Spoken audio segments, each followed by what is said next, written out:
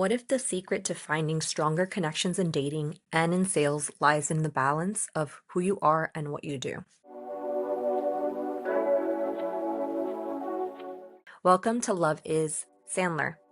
Today we're talking about the dating success triangles and how the Sandler concept of identity and role can help you build healthier, more meaningful relationships.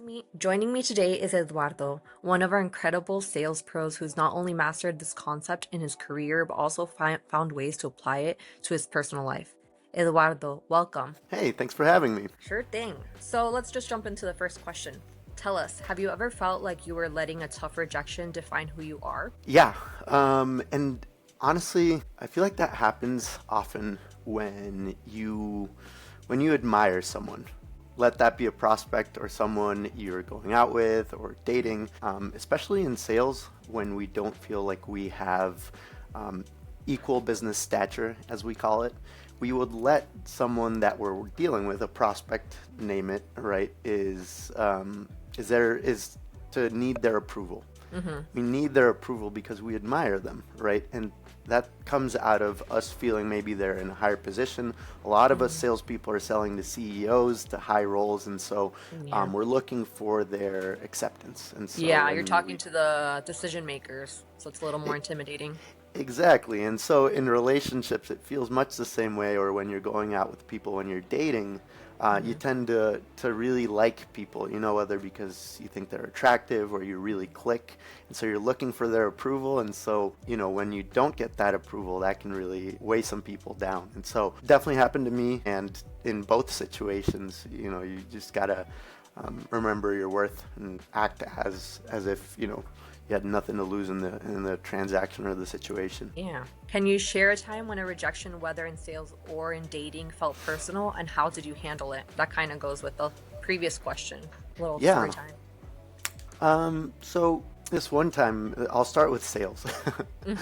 One time I was working a very big account, and my champion in that account was amazing. We got along really well, and he was very invested in the project. But when things went south because of budget, other reasons that they had internally, and wasn't allowed to continue with the project, he just kind of shut the whole thing down, Mm-hmm. which felt very personal, right? Because we had a good working relationship. And as Yeah. salespeople, we have to remember that these are just transactions. This is just business. And even in our personal lives, when we think about dating as well, meeting people is an everyday thing. And we have to understand that in that process, we really have to be looking out for ourselves and what's going to make us happiest. And so if something's not meant to be, if something's not for us, it won't be in our lives. So Yeah. keeping that in Don't get mind, I think is attached. helpful. Don't get attached to the outcome. Yeah, As we exactly. Don't say. get attached to the outcome. Got to stay sane. Mm-hmm. What about a moment when separating your identity from your role helped you move forward stronger? Identity from role. Well, there's a couple of situations. I'll start this time with the personal life, more on like the dating side of things. Yeah. And I'll touch on one that probably everyone can relate to, which is a breakup. Mm-hmm. Breakups can be tough for a lot of people because you grow very close to someone else. And so you kind of tie that role that you had as a partner into who you were as a person, what your identity was. The healthiest thing that anyone can do in a relationship is to kind of be themselves and be happy with who they are and understand that they're happy with their role as a partner, knowing that they complement the other person, but that you are an individual and you're happy with who you are. If you build your roles into your identity, eventually, if anything were to happen, hopefully not, but if it does, then it's going to affect you. And then that's going to, that can put you down. Yeah, mess with your ego. Yeah, it's definitely important to keep all your own buckets full. So if you do break up with someone, you're fine. You're just like next. Thank you, Yeah. next for sure. And it happens the Okay. same way. It happens the way in sales. You have a big deal in the pipeline. Even in sales roles, if you transition roles, it hurts a lot of people. But those are things that don't define us. So yeah. Yeah. Have you ever had like a prospect or even a client that you were super close to and they just dropped you? Like what did you do? Yeah, so I had that one I mentioned previously. How long were you guys working together for? this was like an 8-month sales cycle. Yeah, it was a software implementation, and so it took a lot of approvals throughout the entire process, and then it just was a no-go. So that one was tough because a lot of times as well, what will happen to us salespeople is that we have targets and we have goals. We have quotas to fill. And so when we're really tied emotionally to the success of these opportunities to kind of get us to that target, Yeah. they hurt us, because when we don't feel like we're performing according to our role, it can hurt your identity if we're tying our success in a role or in that regard to who we are. It's so interesting how both sales and dating, we can start to blur the lines between who we are and the results we get. Have you ever found that balancing these two makes you more resilient? Yeah, 100%. And I guess the topic that's been kind of in the background throughout this entire conversation has been the importance of you keeping your high regards of yourself throughout any situation that comes your way, right? Whether that be in sales or when you are looking for a partner, when you're dating.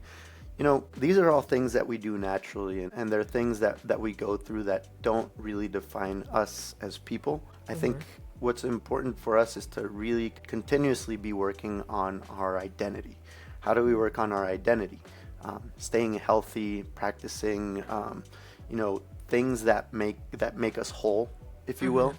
So hobbies that make you happy, staying around the people that make you happy, learning to be very positive in your life and having that positive mentality kind of lead your life forward. Having a lot of trust in that who you are and where you're going is all what it's supposed to be. When you kind of find that internal happiness, there's very little things that can bring you down, even when it's something so big as like a role or a relationship. I will say those will naturally always have an impact on you, but the impact they have won't be devastating. It won't crush your identity. It will be something that you can move on from. Yeah. In your personal life, you keep your hobbies, your friendships, all those checked off. What are some in like your professional life? Some tactics to keep that? At Sandler, we use what we call cookbook, which is a plan for weekly activities. And when you're following a plan that you defined and that you see as successful, and as you're crossing off things that you do in a successful work week, as we call it, or a highly productive work week, it brings you that satisfaction of the process, right? Sometimes we can get discouraged by, hey, I tried my best this week, but I didn't hit my target on closes, on new meetings, even on successful conversations. But giving ourselves targets that we can hit, and that when we look at them, we're happy, kind of reviewing and saying, hey, I did accomplish all of my targets for the week. I accomplished my goals. I think that's a great strategy to keep yourself happy with what you're doing and understand that you're progressing week by week.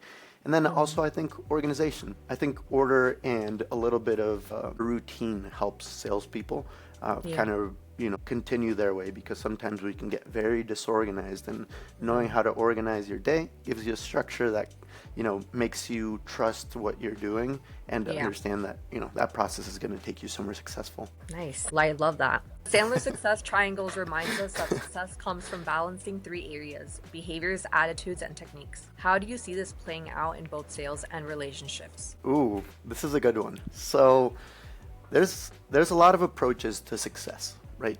Behaviors, attitudes, techniques, as we see it at Sandler. In sales, one of the most important ones we talk about are behaviors and attitudes, right? Because they're the leading factor, and then you work on your techniques. You specialize, and then you become better at the techniques that bring you success. But I think, to me, most importantly are the attitudes. And when we talk about the attitudes, I think what's most important in any situation, be it sales, you're dealing with friends, with family, in your life, partners, is that high regard of yourself. So the identity piece of this is like, understanding that you are very capable and you're a very successful person. And then also having the ability to expect that same level of commitment to success from yourself. So when your attitude tells you that you are a very successful person, that people like you, that your partner loves you, that your family loves you, that you're a fantastic person, you're going to expect to perform in the exact same way. right? Yeah. And so you're going to pick up your performance in absolutely everything you do because you're going to see yourself as a successful person. So what's that going to do? It's going to drag my behaviors, which is going to say, hey, I'm a fantastic salesperson. Fantastic salesperson wouldn't stop calling after a few dials where, maybe I had a negative response. Or Yeah. a person that someone would really love isn't going to stop dating or meeting new people because a couple of people rejected me. So Yeah. much the same way, attitudes are really important. They drag what we do because it's how we see ourselves. And then what we can do is we can work on perfecting our techniques, especially in sales. This comes as like skills that we can work on, right? For the everyday success is like working on our scripts or working on our email strategies, you name it. Yeah. In your personal life as a partner, it could be working on yourself, how you deal with conflict, how you have difficult conversations. Those are all techniques, and it's Yeah. stuff that we can work on to be better. All right. Thank you. It was great insight. Identity role teaches us to separate our identity from who we are and our role, what we are. Eduardo, how has this helped you bounce back from a tough situation? So it's interesting. You tend to let things that aren't key to you being a good person affect you. Because sometimes we visualize things as being part of us, of our identity, like we named it. Those are friendships, those are relationships, that is money. Money's a big one for salespeople. Yeah. It's if you always define how successful or happy you are with yourself and your identity out of things like money, you're Yeah. never gonna reach it. Right? Yeah. Or You're never comparing gonna reach yourself it. to other people. Exactly, comparing Yeah. yourself to other people. You're never going to get there. So you have to be happy within yourself to be able to just perform at your highest level. Because the way to kind of think about it is that as long as you're improving yourself every day and you're a little bit better than the day before, you're a better person. You're getting better at what you love and what you do, and so allows us to only compete with ourselves. And when we Yeah. compete with ourselves, we just have to be a little bit better every day. For some of these big fallbacks, whether that's, hey, I lost a job, I lost a sale, I lost a partner, I got rejected, I heard a big no even in the dating life. You went and asked for a number, and I was like, no, nothing to do with you. And I think that's what this all kind of comes back to, is it's not your fault. There's nothing to do with you. You're perfectly amazing. There's just a lot of outside factors that you're looking to achieve, and those don't define your success or your value as a person. They're just things that that you want, and not letting those wants affect who we are Yeah. Your is identity. powerful. Yeah. 100%.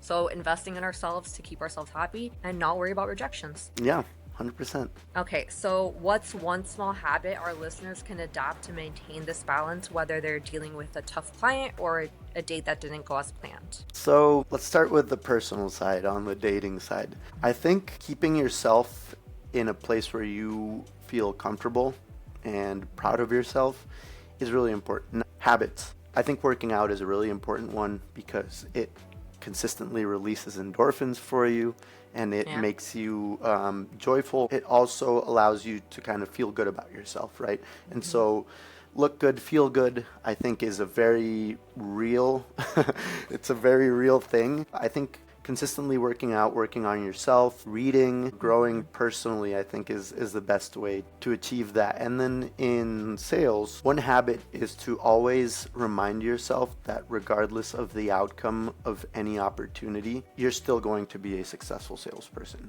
That does not define your success as a salesperson when you lose a big deal. Those are outside things, and you can work on, maybe if it had something to do with you, because we have to be accountable for losing some of these deals.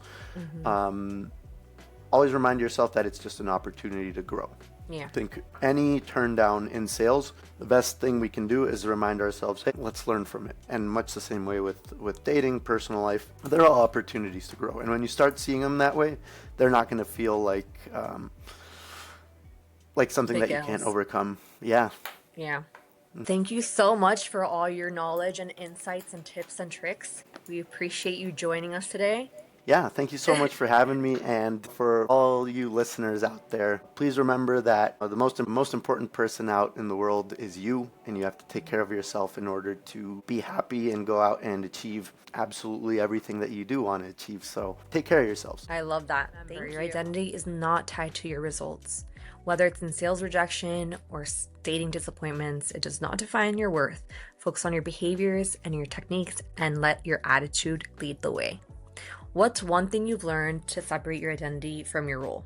Share below in the comments. We would love to read them. If you haven't already checked out the link in our bio, make sure to follow that link. We have a bunch of free goodies for you guys. We'll see you at the next one.